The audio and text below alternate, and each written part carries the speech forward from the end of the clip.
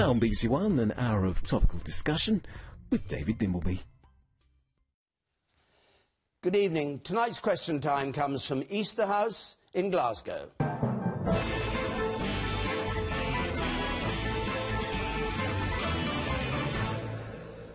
And a big welcome to our audience here and to our panel, of course, the Deputy First Minister of Scotland, Nicola Sturgeon, Labour's Shadow Scottish Secretary down at Westminster, Margaret Curran, the leader of the Scottish Conservative Party, Ruth Davidson, the Scottish editor of the Daily Telegraph, Alan Cochrane, and the trade union leader, Mark Serwotka.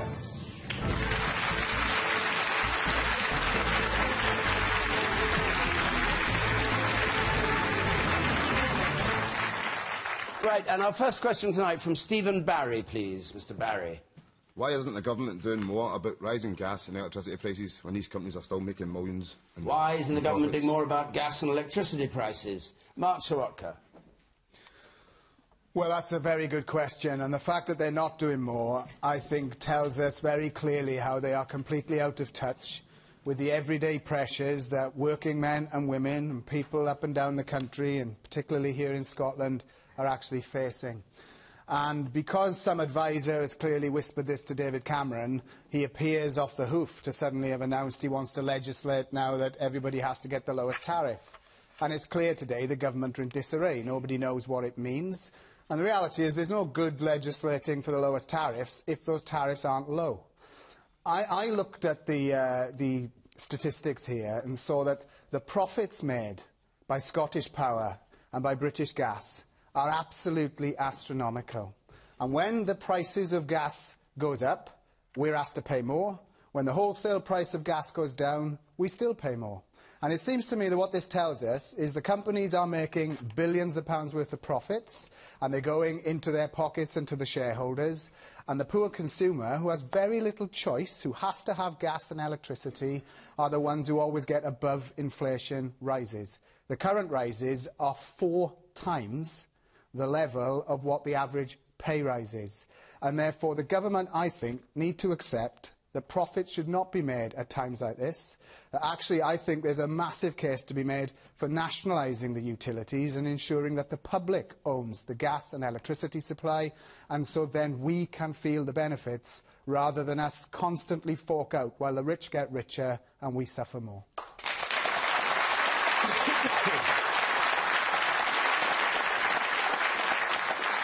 Ruth Davidson, perhaps you could clarify what you think the Prime Minister was saying on behalf of the Conservative Party, and as indeed as Prime Minister, we're going to be legislating so that energy companies have to give the lowest tariff to their customers, and he's repeated it tonight. Mark says it's a bit of hogwash. Do you think it's hogwash, or does he mean it? Well, as he said yesterday, and as he said again today in Brussels when he was asked at the European Summit, yes, there's going to be legislation brought forward in order to do exactly what this gentleman in the audience has asked us to do, to make sure that we do get a better deal for people who are seeing their power and their gas go up. The Prime Minister has acted on this already. He held an energy summit with the Big Six earlier this year. He then introduced a situation where people had to be told of better tariffs if they didn't exist. Now he said that's not enough. We need to go even further. And why do you think he hadn't told his energy minister what he was going to say, or anybody else, it seems? Well, they were all today, they were all over the shop on it. Well, I think what you've seen is, the normal function of government, which is we have seen a problem, we have identified a problem, we are looking to legislate in order to rectify that problem. We will be bringing forward details as we go forward, because we're on the side of hard-working householders that can't afford their gas and electricity bills. That's how you see it? And that's what's happening in the next month. There will be an energy bill that's brought forward, the details will be explained in the House of Commons, and this will help people who are really struggling. And this is because the government is on the side of people who are struggling with gas and electricity bills. Sounds good, Margaret Curran, doesn't it? Well, normal perhaps is the word, because it's a normal shambles that we're getting from this government. We have the West Coast Main Line, we had the budget shambles, and now we've got the energy shambles. I was in the House of Commons when the Prime Minister made his announcement, his very clear announcement of enforcing companies to give people the lowest tariff. But the next day, within less than 24 hours, it had unravelled. His energy minister didn't know what he was talking about when he was required to go to the House of Commons today. He wouldn't confirm what the Prime Minister has said. Today we are getting announcement after announcement, but it looks as if this couldn't be delivered.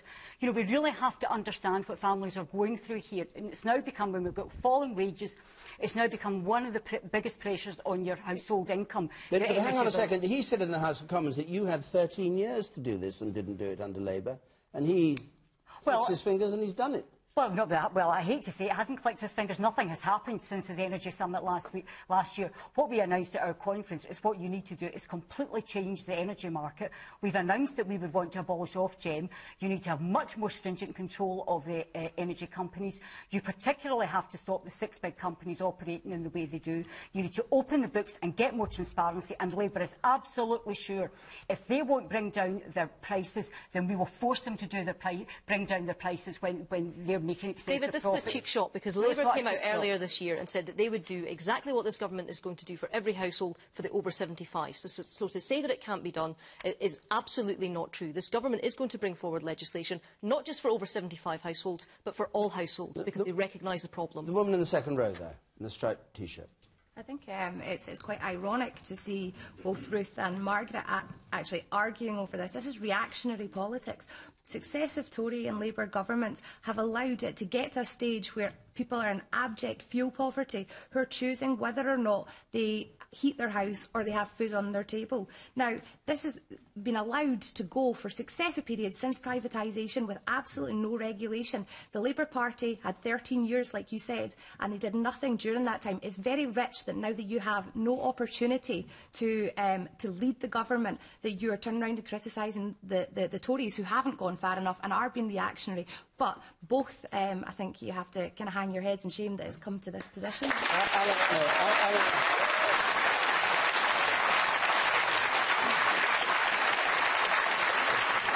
Alan Cochrane. I think I don't think there's any doubt that this has shot right to the top of the government's list of priorities, and there is a panic at Westminster, I suspect, at number 10. What there is also is chaos and disorder about how they're going to do this.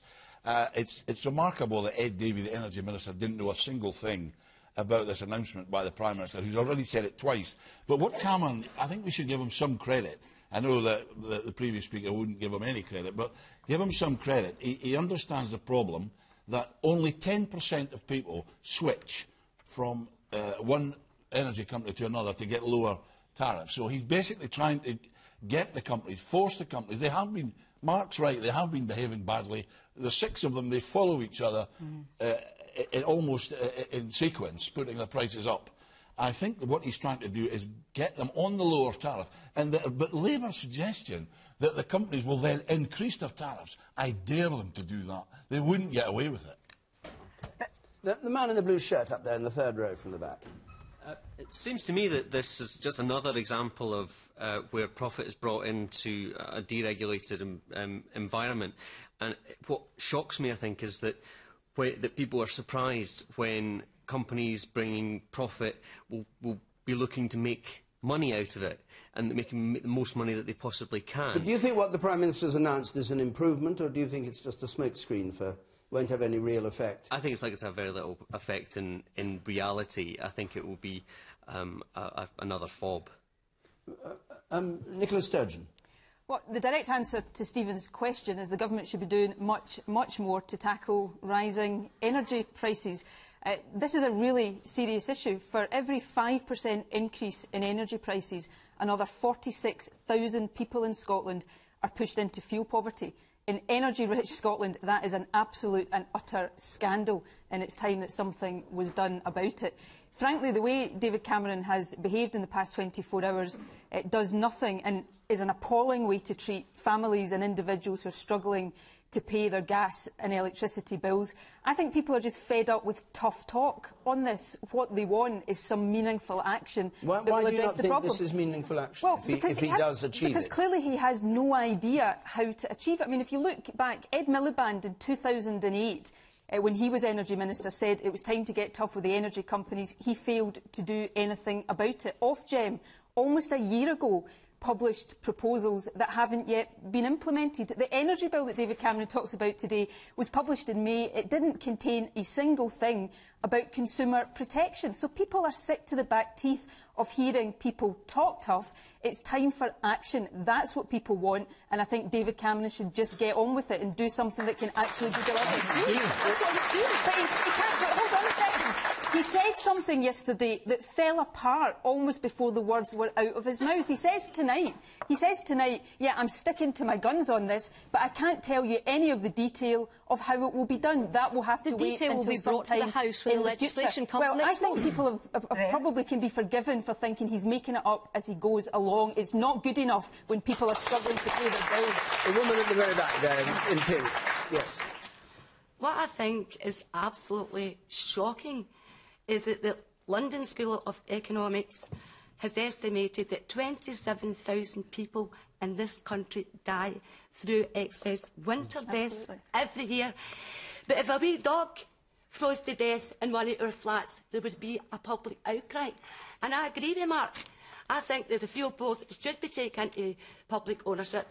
But Margaret, what I think is really sad too, in 1982, I became involved in the community campaign at Easterhouse to find a long-term solution to dampness, fuel poverty and the associated health problems. In 1992, the people in this community demonstrated a passive solar energy demonstration project that reduced the heating bills to £5 a week. How much has it changed in Easterhouse, the capacity of people to heat their houses? Is it getting worse or is it improving in your view? It's worse because... It's worse? It's worse because now it used to be people regarded as fuel poverty when they paid 10% of their income. Now people, the working poor, the unemployed, are having to pay 35% of their income on fuel. Margaret Curran, do you agree with the point? Well, absolutely, yes, I know of that work, and that's very significant work that Cathy and many other people have done in Easterhouse, and it is to be very much respected. I mean, I would argue that I think there have been some significant improvements in Easterhouse, particularly around insulation. The point that you make, you can reduce people's housing bills through good insulation and through good housing investment, and some of that's been done. Sadly, some of the budget's been getting cut back now, so there is a bit of a setback in that, I would have to say to Nicola. But nonetheless, there is a real issue about energy prices, and I'm not denying that. Okay. And I have to say the government so far will not come forward with anything that seems to be actually effective. What we need to do is have much tougher regulation in the energy market, and we need to understand the pace of increased prices has been enormous, and we actually have to take effective action and really make the six companies behave and bring, when wholesale prices go up and they don't pass on when they come back down, they need to be made to do that. We must move on because we've got a lot more questions to come. I'll take a brief point from you and then we must go on. I just want to say that the problem goes beyond the prices, though, because you talk about the rate of increase of salaries compared to the increase of the price of fuel. I haven't seen a salary increase in over 4 years now, and I work in social care. Our salaries have been frozen for this whole period of time, and actually the last time that there was any talk, it was talked about it possibly being frozen for the next 5 years. Which, how are we meant to compete with rising prices when our salaries aren't improving either? Okay.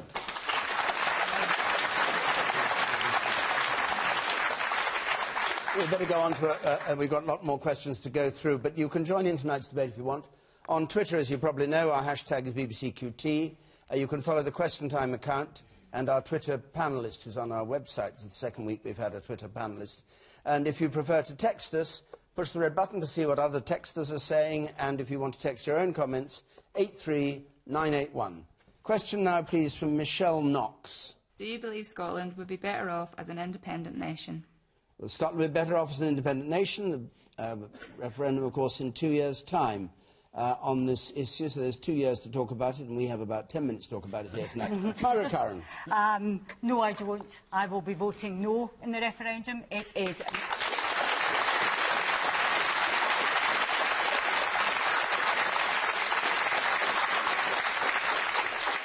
It's an historic moment. I think the partnership that we have across the nations of the United Kingdom works well and works effectively. I think it can grow and develop. We live in a changing world with climate change, with global economic circumstances changing, with terrorism. I think the time is not to build walls around us, but it's actually to work together, to pull together, not break apart.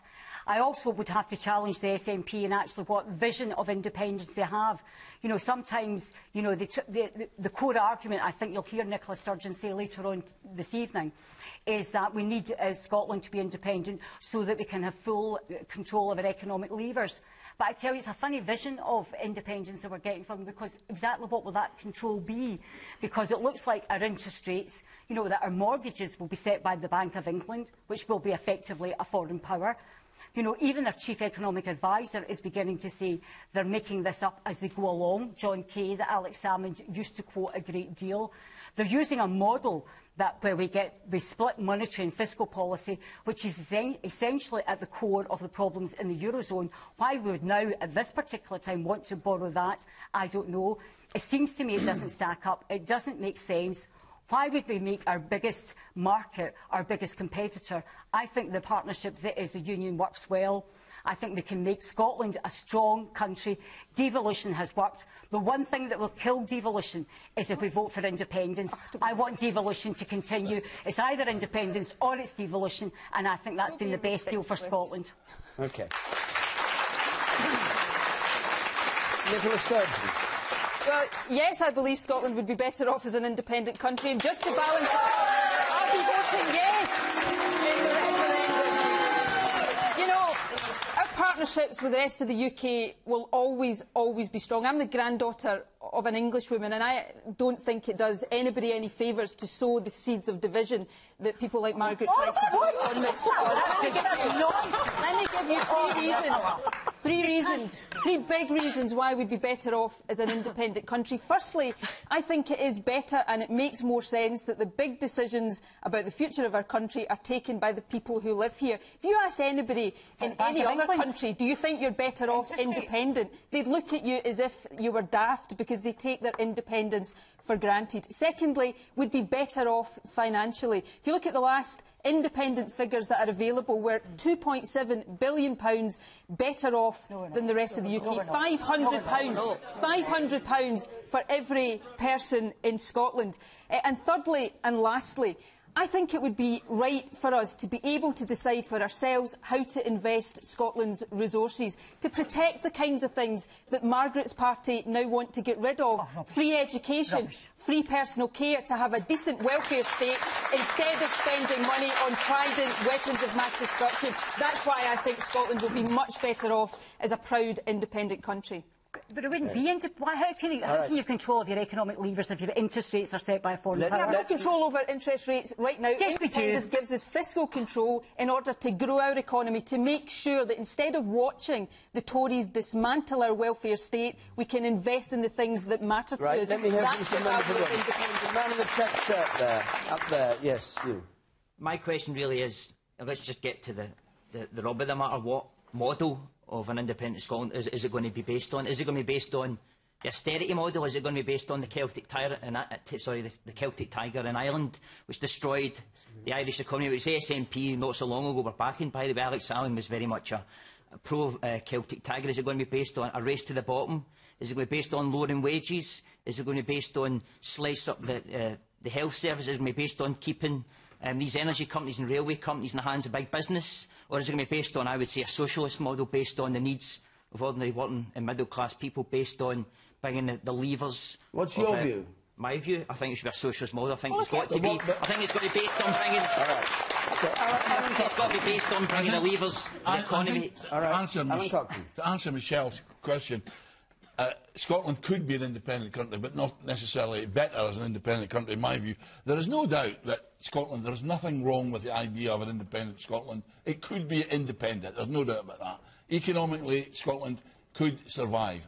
Perhaps, almost certainly not as well as it survives now. But I do think, in answer to I'm sorry, you're the guy in the check shirt, that's your name now. The model is keep the Queen, stay in the Commonwealth, keep the pound, Let the City of London decide your economic policy. That is not the idea of independence that Nicola's activists will be demanding tomorrow and Saturday at our conference in Perth. David? OK. Hold on a sec. One man there with spectacles and in another check shirt. Actually, maybe... yes. It would be to Nicola in that if you take other independent countries about the size of Scotland, like, say, Ireland and Iceland, Alex Salmond was saying how wonderfully they were doing. Then if we look now that both of them have gone bust and need massive bailouts, if that's the future for Scotland, which unfortunately I think it will be, then that would certainly not be a reason to vote yes in a referendum. And sorry, but I can't think of any other reason why I would. All right. You don't need to reply to each point. We'll just get some... The woman here in the front. The referendum is 2 years away from now, but in the meantime, Alex Salmond has got legal advice, which has been paid by the Scottish Government, which is paid by me as a taxpayer. Why is he refusing to divulge what that legal advice is? Sorry, which advice are you talking about? Joining whether Scotland will join the European Union? Yes, with the European Union, yes. Why is he refusing... All right, I get the point. I'll come to you with... Why is he refusing to divulge what advice he is giving? What's he got to hide? Nicola, this just for viewers outside Scotland, it's said that the SNP that took advice on whether they would be able to join the EU. Yeah. What was that advice? Look, the ministerial code that binds all ministers, not just in Scotland but right across the UK, and this is a point Alan has agreed with in columns, says that ministers are not allowed to disclose A, whether they've got legal advice, and B, what the content of that advice is. If Alex Salmond was to answer that question, Margaret's colleagues in the Scottish Parliament would be making complaints about him for breaching the ministerial code. But does anybody seriously think that oil-rich Scotland, fishing-rich Scotland, renewable energy-rich Scotland would not be welcomed by the European Union with open arms? There's legal opinion. There's a former Director General of the Commission, a former judge, Have you asked Barroso what he thinks?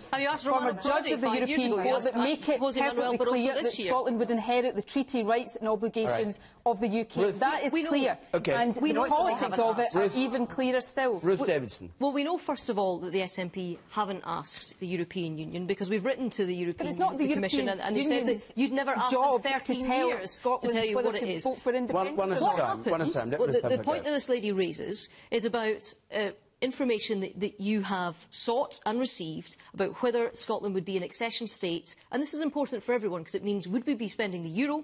Would we have to be part of the Schengen Agreement, which means would we have to have border controls? It affects every single part of our life. It affects what our corporation tax would be if we'd be in competition with people in England. José Manuel Barroso, the chairman of the European Commission, has already said that it is likely that we would have to be, and you're spending thousands of pounds of taxpayers' money keeping that information from the Scottish people, despite the fact that the independent Freedom of Information Commissioner has said that you should divulge it. Now, the Ministerial Code says that you shouldn't divulge information that's given by legal representatives unless there is an exceptional case. Can we leave? Now, the Freedom of Information Commissioner telling you that it is in Scotland's national interest for you to tell people is an exceptional case. And the reason you don't want to tell people is you don't like to answer. Can we leave that point for a moment, Ruth? Would you answer the question Michelle asked? Do you believe Scotland will be better off as an independent nation? I think that Scotland is better off as part of the United Kingdom. I think we have the safety and security of being part of a G7 nation, of being part of NATO, which is the best military alliance in the world. But I think we also have autonomy and decision-making over key areas of Scottish public life, on education, on health and on justice. And for those reasons, I think that we, in Scotland, have the best of both worlds. And I think if we look at some of the figures that Nicola has been banding around in the last few days, she's been talking up an awful lot about Scotland contributing 9.6% in taxes, but receiving 9.3% in spending, and suggesting that that creates a 2.7% overspill. No. It doesn't. 9.6% in taxes is 53.1 billion.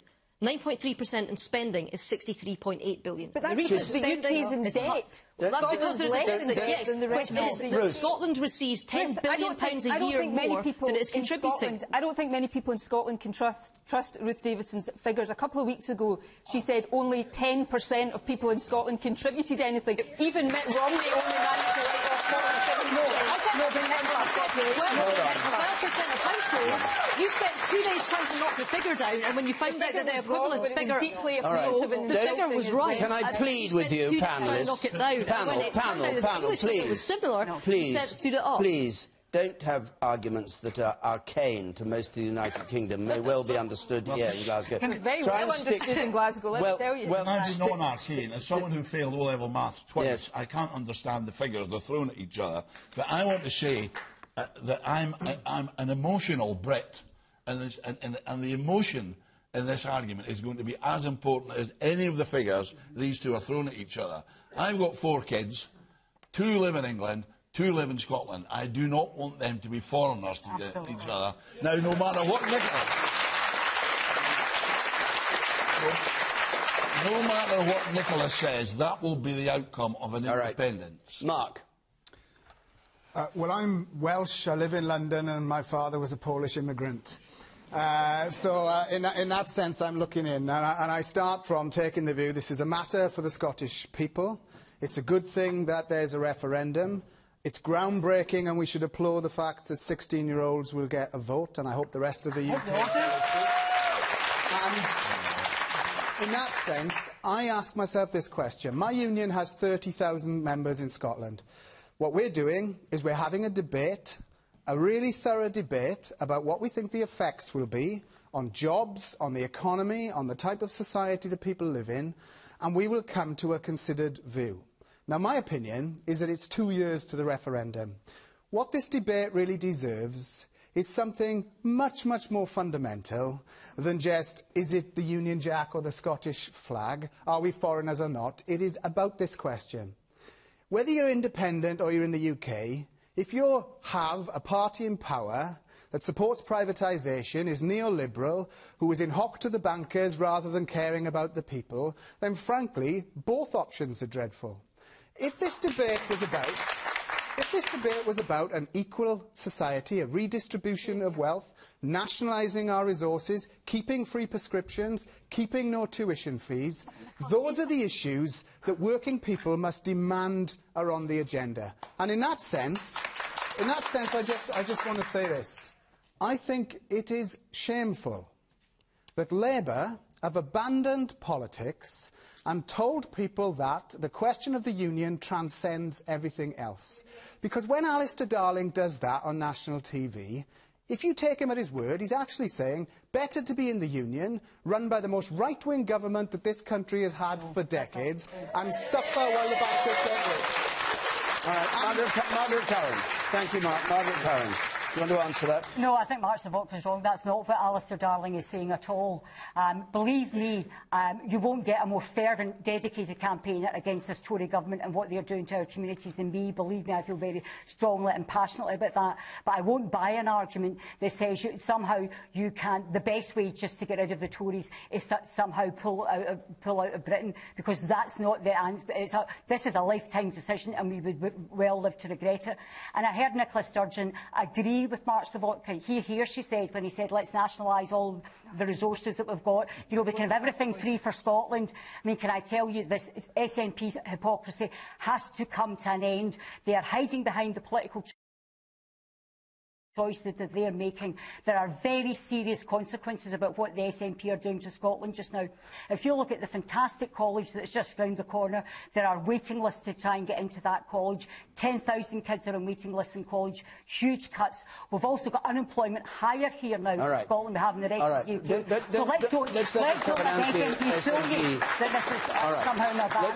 Let's leave aside what they're doing in office, because on the principle of independence, the woman in yellow there, because there's no guarantee that the SNP would remain in government and independent. You're not.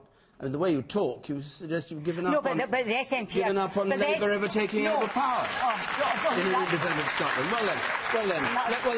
Let's leave the SNP's policies as they are at the moment. We're talking about independence, and there'll be another election after that. The woman in the yellow. What? It's about their vision of independence. Well, and they're conning people. All right. Well, you've made the point. The woman in yellow there. For those of you on the panel who don't support full independence, would you keep the devolution system as it is now, or would you support Devo Max? Well, what's your view about that? I would support Devo Max. An increase in powers. Alan Cochrane, would you support that? No, Devo minus is my option. Even minus. What would you? What would you give up? I just think that we have a parliament with a huge panoply of powers, an incredible array of powers, which some work, a lot of them don't work, and we're about to get another load of powers through the Scotland Act passed this year, coming into force in 2015 or 16. The idea that we need to add to those before we've even worked out how the next lot are going to work is nuts. I mean, let's have a serious, considered debate about what we need to do, but for goodness sake, let's not dash into handing over another load of powers now. OK. The woman up there in the very back on the left. If Scotland became independent, we would no be better chance in it and going as a nation on our own than what we've been putting up with for the last 1900 So you would like it. Who is against?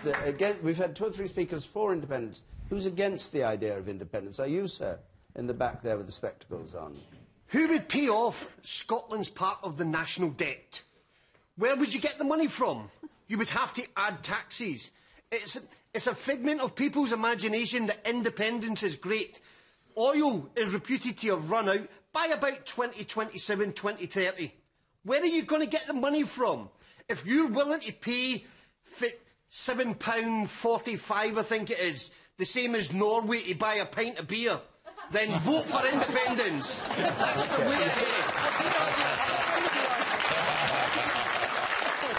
And the man up there on the right there, in the second row. You, sir. Yeah. First of all, I'd like to ask Nicola Sturgeon why the SNP have taken 70 years to tell us how they're actually going to make independence work. They still haven't told us, actually. But I'd like to ask the unionist contingent, have they actually considered that when independence comes, they're going to have a plan too? And what are those plans? Well, can I just pile in? Do you want to answer that? Can I just say, as I'm not in the unionist contingent, or I'm saying now people should vote yes, I think that what the questions have brought out, and what you've got to demand of these politicians here in Scotland, is that the debate exactly becomes about what type of Scotland will it be. Will it be a strong welfare state? Will it be more equality? Will it be one that challenges the markets, not let markets dictate everything to us?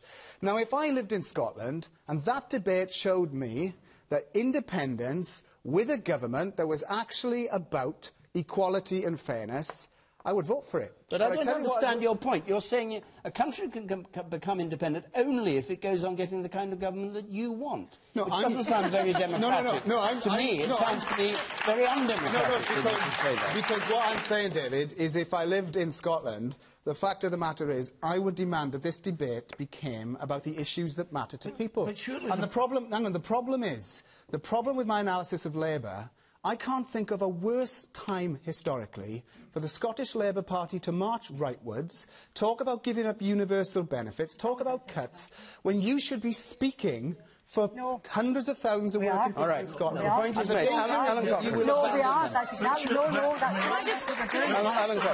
Mark said exactly the same stuff about Tony Blair's government, but I mean... and he was right. I did. And we were right. Surely there is no greater argument. There is no more important argument than who we are. And that's the decision we're going to make in 2 years. Who we are. Are we Brits? Are we Scots? Are we Scots and Brits? It's who we are. There is no more important argument than that. What type of society you live in? No, who we are is more important. You know what? I don't want to live in a kind of society where actually I think you're only getting half the story from your London house, in that all you hear about is free prescriptions in Scotland. What you don't hear about is the 2,500 fewer nurses and midwives that are on our wards across Scotland. You don't hear about the fact that people that are on £150,000 are getting free ibuprofen when we've not got a cancer drugs fund to treat people with rare cancers. This is a criticism of the way that the government is run in Scotland. Are you saying that with independence? I don't think Nicola ever likes to take responsibility. Are you saying that with independence Scotland wouldn't be able to have the government it chose? Surely that's when you keep on going on about what's going on now. What I'm saying is look at the areas in where we can have a debate in Scotland, and there is a debate in Scotland happening right now which isn't actually to do with the Constitution, because, believe it or not, the Constitution isn't everything that's happening in Scotland. Yes, it's important. Yes, this is a fight that's going to go on for 2 years. No, I don't take any votes in Scotland for granted, and I will absolutely go door to door to door to promote the United Kingdom. But there are other things that people care about, and things like our healthcare service are important now, David, and they are things that we have to discuss now and make choices about. All right, but what we're talking about is the referendum and whether Scotland will be better off. But we have, as you rightly point out, 2 years to debate this, and I think tonight we'll move on to another question. We have one from Joanna Tracy, please. Joanna Tracy. The UK Drug Policy Commission wants to relax penalties for drug possession. How would this affect society and drug use? This was the proposal that came this week for relaxing penalties, for generally easing up on the use of the law against the use of drugs. How would it affect society and drug use? Nicola Sturgeon, are you in favour of what was announced by the Drug Policy Commission? I'm not generally in favour of relaxing penalties. I'm much more in favour in doing everything we can through education, through treatment, to tackle drug use and get fewer people using drugs, and those who are, make sure they get access quickly to the treatment and rehabilitation that they need. Now, drug misuse is a huge problem in Scotland, as it is in every part of the UK, but we actually do see drug use figures amongst the general adult population coming down. Amongst young people, it's at record low levels in Scotland.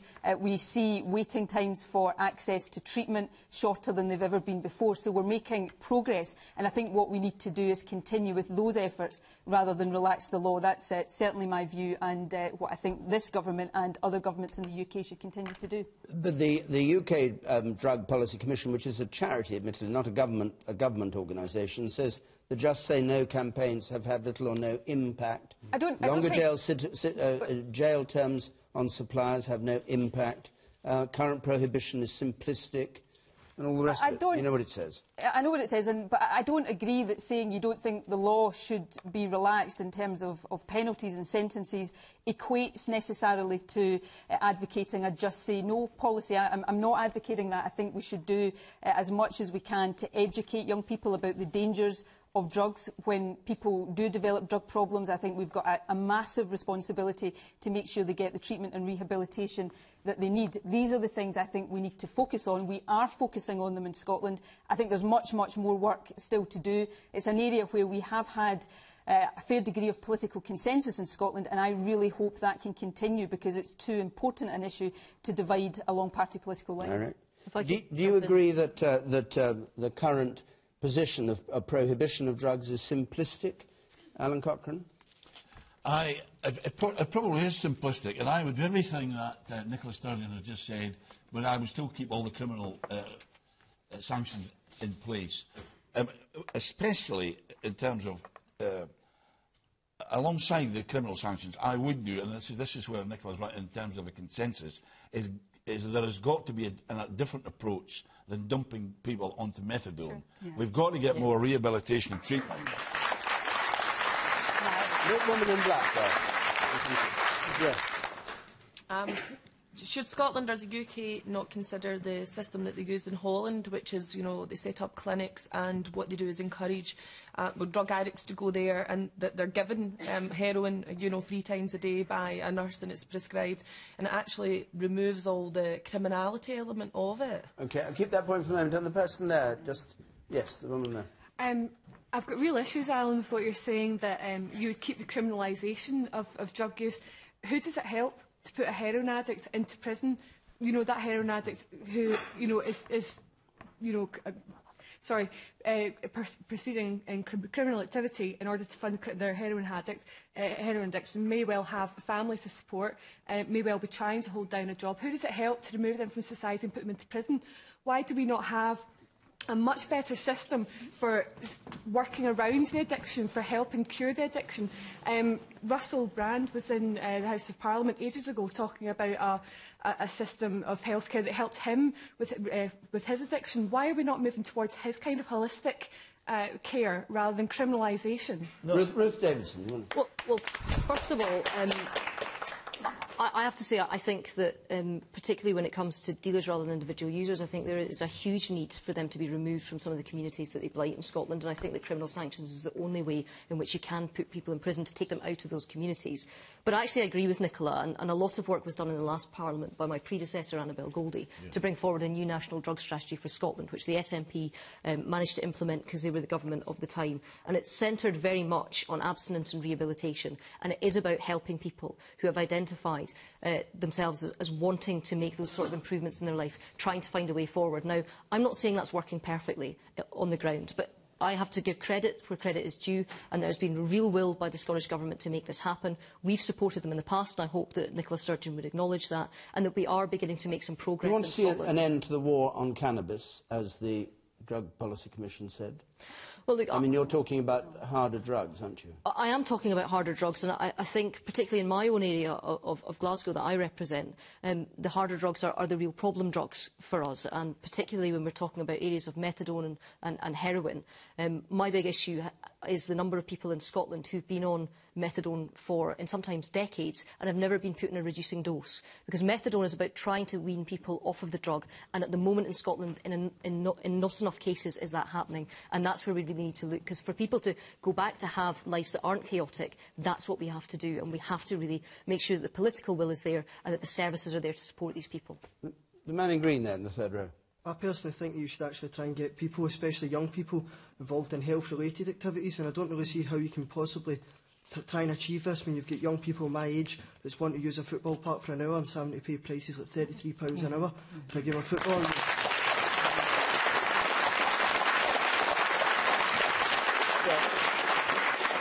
You have to pay £33 an hour. We're here in Easterhouse. In Easterhouse it is. To play football? For Margaret 1 hour Curran. in the park. Margaret Curran's actually my MP. I actually live in this constituency as well. So. Well, I think that's one of the points that we've been making about, you know, we like to think we've got everything perfect in Scotland, you know, but there is a cost. If you freeze the council tax, there's often a cost for those kind of facilities. You can't provide those kind of facilities. Who's going to charge you for that because of the PFI schools that you built? I hate to say it, but it is a harsh reality of life. If you live in a world of finite resources, it is about what you prioritise. And if you don't take in tax receipts, sometimes it has an effect on the services you provide. But the principle of the point that you're making is absolutely right. You do need to have wider facilities for young people. I mean, in this part of the world, of course, the blighting communities is so strong, and we see it so significantly. Can I pick up the point about cannabis? Because Ruth is right about the very serious, you know, drug use, and it is linked to criminal world. We see in this part of the world people illegally making so much money out of the, you know, the poverty of other people and the health, the exploitation of other people. That's completely unacceptable. You know, and there's been a lot of action about trying to make sure that we deal with, you know, people who are illegally dealing drugs and who make enormous resources out of it.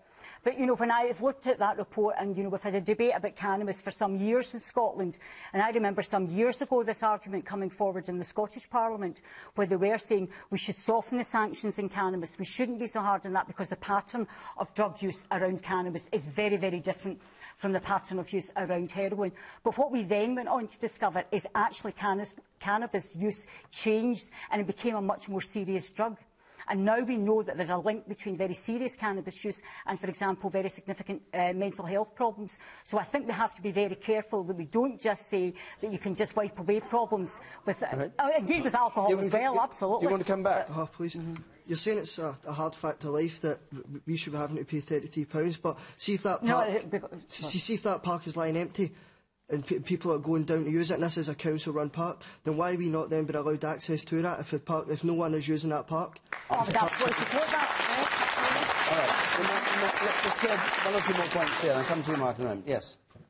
Yes, you. Yeah. I just wanted to say that, just to show the other side, it seems to be kind of hug the drug user sort of ethos in here just now, that we've got people up there saying about these clinics where you go and you get your methadone. Can anyone just pop up?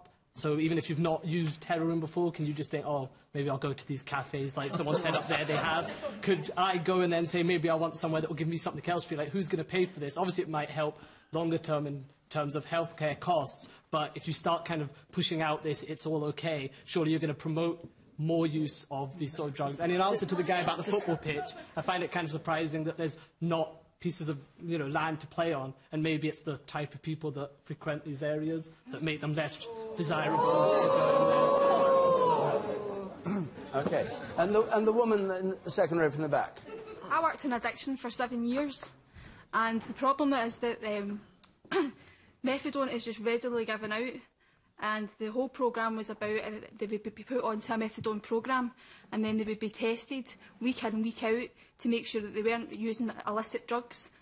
Because of the cuts in the social services, these tests don't go as well as they should do, and it's just a case that it's like a cattle market where they just come in, go out, and if they give a dirty urine, then it's okay, well, we'll actually put your methadone up.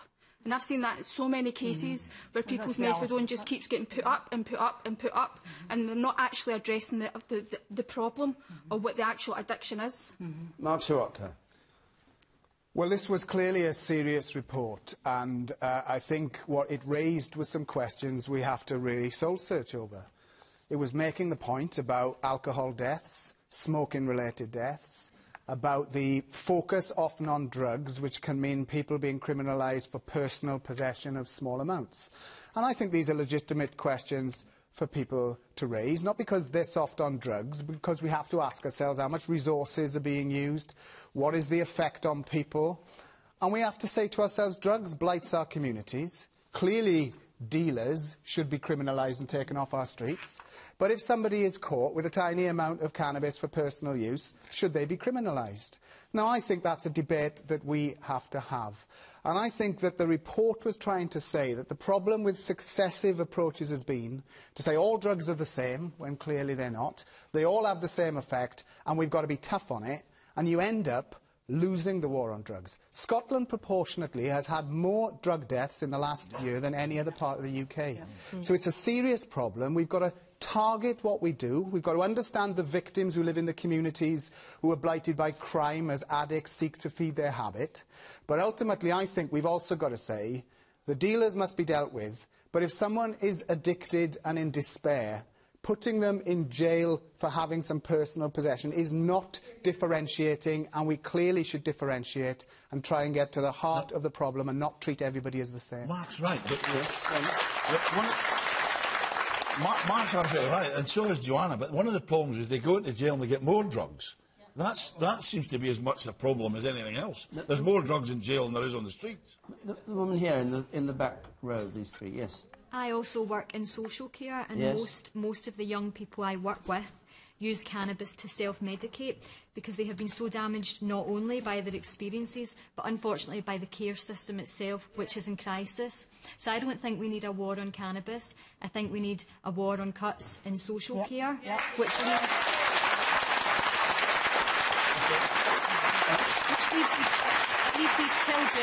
leaves these young people feeling like they have no other choice. And the man in the check shirt there on the left. Oh, there's so many check shirts tonight. Yes, sir.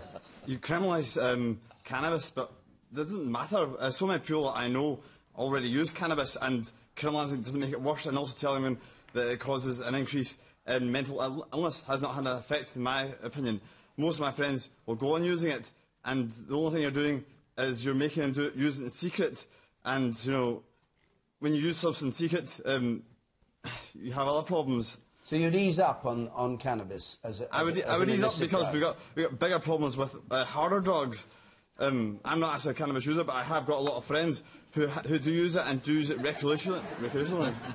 Right. And you said in the front row, why are you laughing? The question is, can you really trust the government with their drugs policy when they fire the independent advisors when they have an opinion that they don't agree with? Yeah. And you said, yes. Surely we have to ask why people continue to use these drugs and want to have them. And part of that is because the economic tragedy that we've had for so long in Scotland. We need a government now that is going to start creating wealth instead of debt, teaching people about a financial future that will inspire them to do more, and then you actually give them a dream and a hope that can take them away from drugs. And this is unfortunately, while decades of socialism has destroyed that in Scotland, we need now a more libertarian-style government that will actually help people to take charge of their lives and actually make businesses work, create real employment that is sustainable and that will make Scotland into a tiger economy. And I'll take one more point for the man in the second row from the back there. Yes, you, sir. Hi there. Is it not the case if you did legalise drugs, it would be easier for the government to control it in terms of treating the people who would come to the clinics they set up? They could also, it would avoid the funding it does to crime. You could maybe reduce prostitution, because I imagine most of the prostitutes are drug users. So you would take that away, you could take away the big crime element. Surely that's worth looking at, because the war is lost. People are always going to take drugs. Let's be real. Okay. Let's. I think we've got time for one more question, and it's a thing that raised eyebrows throughout the UK when it was announced, because it was a contentious point in this proposal for the referendum on independence. Questions from Neil McIntyre, please. Neil McIntyre. Considering 16 and 17-year-olds are not responsible enough to buy fireworks, why are we letting them have a vote in independence?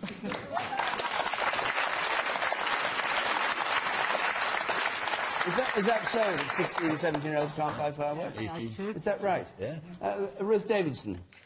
Well, I don't believe that 16 and 17-year-olds should have the vote at the upcoming referendum. The Scottish Conservative Party will be voting against it if Nicola does bring it to the Scottish Parliament. Why was it agreed by David Cameron? Well, I think what happened there was that he didn't want to set a new precedent by saying that it could not happen, because what is the agreed precedent is that the legislature that is setting a referendum is control of the franchise. Now, it's up to Nicola and the SNP, who've promised every 16 and 17-year-old the vote, to make that happen if she can. I was in a meeting with Alex Salmond much earlier this year, where he had special advisers and civil servants and the Electoral Commission in, saying exactly how difficult that was going to be for many people. So there may be thousands of 16 and 17-year-olds who are being promised the vote that won't get it. But I don't believe that that is the right age of consent. I believe the Electoral Commission has looked at this. They looked at it in 2004. They thought the franchise was about right at 18. I think the only major countries in the world that have votes at 16 are Iran and Brazil. So for me, the franchise and the mandate that the SNP have for this referendum is the mandate they won from the Scottish parliamentary election. So the people that vote in the referendum should be the people that voted in the Scottish parliamentary election. Do you agree with that? I'd like to know what the SNP have in particular to offer to 16 and 17-year-olds, and why they choose after the general election to change it down the way. What is it that 16 and 17-year-olds are going to do? What are they going to get from you, or what are you going to get from them? Well, what are the SNP going to promise voters, that, including 16 and 17-year-olds, is going to make any difference? I take a really simple view of this, and it's actually not a view based on party advantage. We've seen polls recently, I don't agree with them, but seen polls saying 16 and 17-year-olds wouldn't vote for independence. You see other polls saying the opposite. My view is quite simple, and incidentally, I'd allow 16 and 17-year-olds to vote not just in the referendum, but in every election. Why? Because if you are able to get married, if you can have children, if you can register to join the army, then why on earth shouldn't you get a say over who governs your country, and why shouldn't you get a say over whether your country should be independent or not?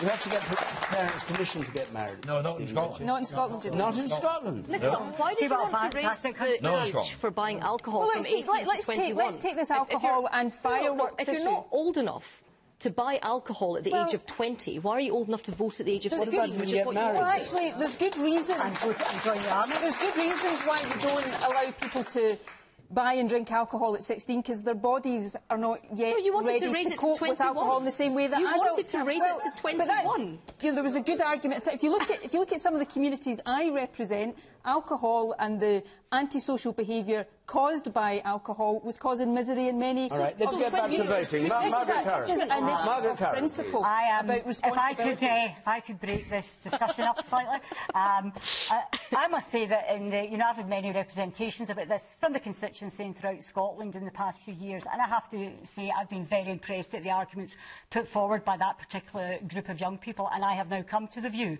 I think the 16 and 17-year-olds should vote. I think if you can join the army and represent your country in the the army, then I think it's reasonable for you to get some say in your country's future. So I do agree with that. Just on the referendum or in parliamentary elections? There's two big questions. It is nonsense, I think, to say to young people in Scotland that somehow you can vote in the referendum, but you can't vote in the European elections and you can't vote in the general elections. So I think it should be consistent.